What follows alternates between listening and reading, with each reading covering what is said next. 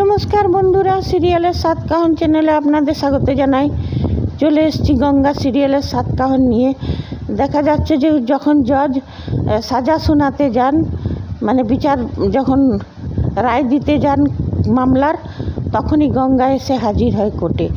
বলে, দাঁড়ান ধর্মাবতার, অর্জুন স্যার নির্দোষ, আমি নিজের চোখে দেখেছি সেটা। হ্যাঁ, তখন বলছে যে আমাকেও বলার সুযোগ দেয়া হোক, অর্জুন স্যার নির্দোষ, এটা আমি নিজের চোখে দেখেছি। তখন বিপক্ষের উকিল বলছে যে না, এই মেয়ের কোনো পরিচয় নেই, কিছু না, একে কেমন করে, এর সাক্ষ্যতে কিছু হবে না। তখন বললাম, আমি গঙ্গা, মেটে গঙ্গার ধারে বস্তিতে থাকি। তখন অর্জুনের যে জেঠু, তিনি বললেন, দেখুন স্যার, আমিও আইনজীবী, অনেক দিন আমি দেশের সেবা করেছি, তো এই মেয়েটাকে কথা বলবার সুযোগ দেওয়া হোক। তারপরে জজ বললেন, ঠিক আছে, গঙ্গা তুমি কাঠগড়ায় এসো। কাঠগড়ায় যখন আসে, তারপর গঙ্গা সেদিন ঘটনা যে দেখেছিল সেই সব বললো, স্যার, আমি মেটে গঙ্গার বস্তিতে থাকি, ওইখানে অনেক মেয়েকে উঠিয়ে নিয়ে যাওয়া হয়, অনেক ক্রাইম হয় ওইখানে, ওই জায়গায়। একবার আমার উপরেও অ্যাটাক হয়েছিল, অর্জুন স্যার আমাকে তখন বাঁচিয়েছিলেন। তো সেদিনে কি হয়েছিল, আমার বান্ধবীদের সাথে আমি যাচ্ছিলাম, আমার বন্ধুকে বুলিকে ওই গুন্ডারা উঠিয়ে নিয়ে যায়। তা আমিও পেছনে পেছনে ধাওয়া করি, তারপর দেখি বুলিকে ওরা কোথায় রেখেছে। আমিও পায়ে বেয়ে উপরে উঠি, দেখি একটা রুমে নিয়ে বুলিকে যখন আমি ছাড়িয়ে নিয়ে, ওরা যখন চলে গেল গুন্ডাগুলো, আর যখন বুলিকে আমরা ছাড়িয়ে নিয়ে আসছি, তখন অর্জুন স্যারের নামটা শুনি, মানে ওই গুন্ডারা বলছে যে অর্জুন স্যার এসে গেছে। তখন আমরা ওনার সাথে দেখা করতে যাই, বলছে বুলিও দেখেছে সব নিয়ে। তারপর দেখি অর্জুন স্যার ওইখানে, আর ওনার ভাই বলছে, ওনার ভাই যে হসপিটালে ভর্তি আছে, উনি আমার এক দিদির সাথে বিয়ে হয়েছে তার, যিনি, হ্যাঁ, যার গুলি লেগেছে, যে হসপিটালে ভর্তি আছে, আমার এক দিদির সাথে তার বিয়ে হয়েছে, বিয়েটা আমিই করিয়েছিলাম। আর অর্জুন স্যারও নিয়ে তারপর বললো যে ও আমার দিদিকে ঠকিয়ে ওই লোক অন্য কাউকে বিয়ে করতে যাচ্ছিল। যাক, সেসব কথা আমি এখন আর বলতে চাই না। তবে হ্যাঁ, সেদিন এমনি হয়েছিল যে হঠাৎ ধাক্কি শুরু হয়ে গেল, আর অর্জুন স্যার রিভলভার তো বার করেছিল, কিন্তু নিচের দিকে পড়ে গেছিল। তো যে মানুষটা পড়ে যায়, সে কখনো গুলি করতে পারে? গুলিটা যদি হয়েও থাকে, সেটা জেনে বুঝে করা হয়নি, নিশ্চয় চলে গেছিল। কিন্তু গুলিটা তো মেঘনাথ করেছে জেনে বুঝে, হ্যাঁ, অর্জুনকে ফাঁসাবার জন্যে নিয়ে। তারপরে এইসব কথা যখন হলো, তো কোর্টের কাছে তো পরিষ্কার হয়ে গেল। বলে, হ্যাঁ ঠিক আছে, গঙ্গার কথা সাক্ষ্য হিসাবে আমরা যেটা করি। তারপরে বললো ভুলিও দেখেছে, ভুলিকে জিজ্ঞেস করতে পারেন। তো বললে, না, গঙ্গার কথার সাক্ষ্য হিসেবে আমরা ধরে নিচ্ছি, অর্জুন এতদিন পুলিশের সেবা করেছে, একজন সৎ অফিসার, ওকে তো সুযোগ দেওয়া মানে কর্তব্য। তো ঠিক আছে, একজন সৎ অফিসারের বাইরে থাকাটা জরুরি, ঠিক আছে, এখন আমি অর্জুনের জামিন মঞ্জুর করলাম। নিয়ে কোর্টে তখন আরেদিকে ওর সৎ মাটা তো খুব চিল্লাচ্ছিল যে আমার ছেলেকে সৎ ভাই জেনে বুঝে গুলি মেরেছে, আমার ছেলেকে দেখতে পারে না, এইসব কথা নিয়ে। তারপরে এইসব কথার পরে তো অর্জুন ছাড়া পেয়ে গেল। নিয়ে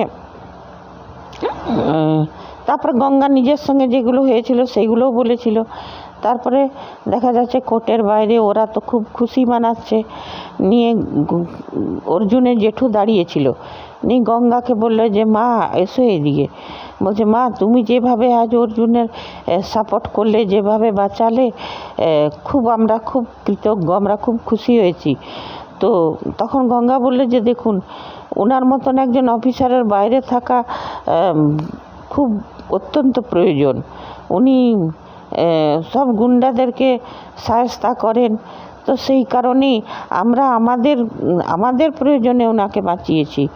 ওনাকে তো না হলে ওনাকে তো আমাদের অনেক প্রয়োজন, অমনি পুলিশ অফিসার তো দেশের সবারই প্রয়োজন। নিয়ে তখন ওর জেঠু কিছু টাকা দিল, নিয়ে টাকাটা বললো যে গঙ্গা, তুমি এটা রাখো, তোমরা আনন্দ করো, খাও দাও।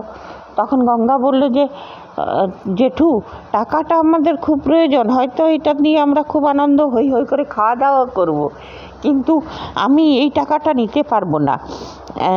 আমি একজন সৎ অফিসারকে বাঁচিয়েছে, তার জন্য আমি টাকা নিতে পারবো না। আমরা আমাদের প্রয়োজনেই ওনার আরেকজন বিনা দোষে কারুর শাস্তি হয়ে যাক, সেটা কি করে হতে দিতে পারি? তো বললো ঠিক আছে মা, তাহলে তোমার কোনো দিন কোনো কাজে প্রয়োজন হয় তো তুমি আমাকে বলো, হ্যাঁ, তুমি আমাকে একদম নিশ্চয়ই আমার সঙ্গে দেখা করো। বললো ঠিক আছে।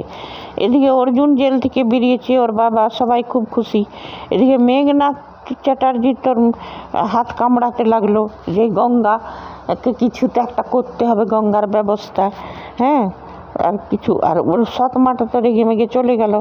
নিয়ে সবাই পুলিশ, আরও যে পুলিশগুলো ছিল অর্জুনের জুনিয়ররা, ওরা বলছে স্যার এই গঙ্গা মেয়েটা খুব সাহস আছে, কিন্তু গঙ্গা মেয়েটা, তখন অর্জুন বলছে আমি তো ওকে চলে যেতে বলেছিলাম, তো চলে গেল না কেন? তখন গঙ্গা এসে বলে স্যার স্যানিটাইজার বাবু, আমি যদি চলে যেতাম তো আমি নিজেকেই ক্ষমা করতে পারতাম না।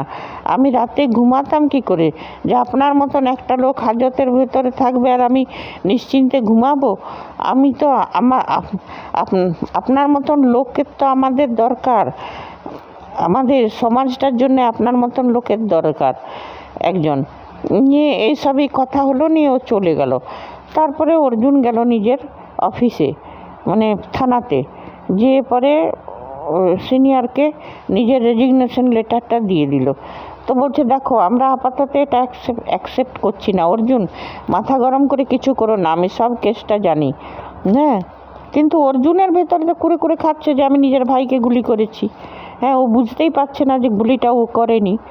যাই হোক, বলছে যে আমরা রিজাইনটা তোমার অ্যাকসেপ্ট করলাম না, তুমি বাড়ি গিয়ে ভালো করে ভাবনা চিন্তা করো, তারপরে তুমি সেটা করো, আমরা এখন আপাতত এটা অ্যাকসেপ্ট করছি না।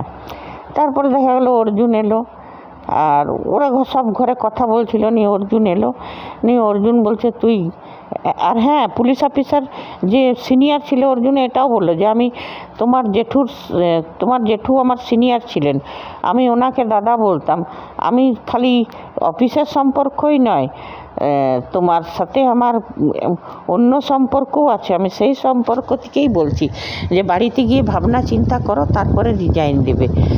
ঘরে এসে জেঠু বললে যে তুই রিজাইন দিতে গেছিলি, এটা ঠিক করিসনি অর্জুন, তোর মতন অফিসারের খুব প্রয়োজন, সবারই সৎ পুলিশ অফিসারের খুব দরকার। তখন বলছে যে উনি অ্যাকসেপ্ট করেননি, কিন্তু ভেবে দেখিস। তখন অর্জুন ওই সৎ মাটাটা আবার চলে এলো, বলছে ও আমার ছেলেকে বলছে তুমি কি করে এত বদলে গেলে, তুমি কি করে অর্জুনকে দোষী বলছো, তুমি কোটেও অমনি করলে। অর্জুনের বাবা বলছে আমি বদলাইনি, অর্জুন বদলে গেছে। সেদিন আমি অর্জুনকে বলতে শুনেছিলাম যে আমার ভাই বলেও ছাড়া পাবে না, তো ওই জেনে বুঝে গুলি করেছে। আর অর্জুন বলছে যে আমার মনে মনে ওইটাই বলছে যে আমার গুলি থেকে মারা হলো ভাই, আমার মন একদম ভালো নেই। তারপরে নেক্সট এপিসোডে দেখবো অর্জুন গঙ্গার ধারে বসে আছে, তো গঙ্গাও এসছে। গঙ্গা বলছে আরে স্যার আপনি এখানে? বলছে তুমি এখানে? বলছে আমি আর কোথায় যাব, আমি তো এই মেটে গঙ্গাতেই থাকি, এইটা তো আমারই এলাকা। তারপর বলছে স্যার, বলছে গঙ্গা আমার ভালো লাগছে না। বলছে চলুন স্যার আমাদের সাথে, আমি রান্না করব, সবাই মিলে খাবো, আমিও খাবো, আপনাকেও খাওয়াবো, চলুন। এইটাই দেখা যাচ্ছে। তবে হ্যাঁ, সিরিয়ালটা ইন্টারেস্টিং হচ্ছে, ভালো লাগছে সবারই, দর্শকদের এই জুটিটাকে পছন্দ হয়েছে। এইবারে মেঘনাথের তো শাস্তি এখন হবে না, মেঘনাথ চ্যাটার্জি যেটা তখন চালের পর চাল চলেই যাবে, এইবারে কি টার্গেট করবে গঙ্গাকে সেটাও দেখার। আর গঙ্গা বাঁচবেই বা কী করে? আর রৌনকেরকে গুলি মেরেছে, আর এদিকে পিয়ালিকে তো হেনস্থা করবেই ওর সৎমা। তবে আমি এখনও বলবো যে সম্পর্কটা কখনো মেনে নেবে না, বিয়ে করলো ঠিক আছে, গঙ্গা এবারে আমরা দর্শকরা চাই গঙ্গা এবারে পিয়ালিকে নিজেদের বাড়িতেই এনে রাখুক। রৌনক যদি কখনো নিজের ভুল বুঝতে পারে তো নিজের বউকে নিয়ে যাক, কেন করে অত অমনি ভেবে থাকতে অভ্যস্ত। এই বাড়িতে তো পিয়ালির হেনস্থা তার শেষ হবে না। অবশ্য একটা প্রোমোতে দেখেছিলাম যে গঙ্গার সাথে অর্জুনের বিয়ে হচ্ছে, তাহলে তো গঙ্গাকেও ছাড়বে না ওই অহনা। আর তারপরে তো অর্জুনের বাড়ির লোকরা আছেই, আর অর্জুন কি করবে সেটাও দেখার। ঠিক আছে বন্ধুরা, আজ এতটাই। আবার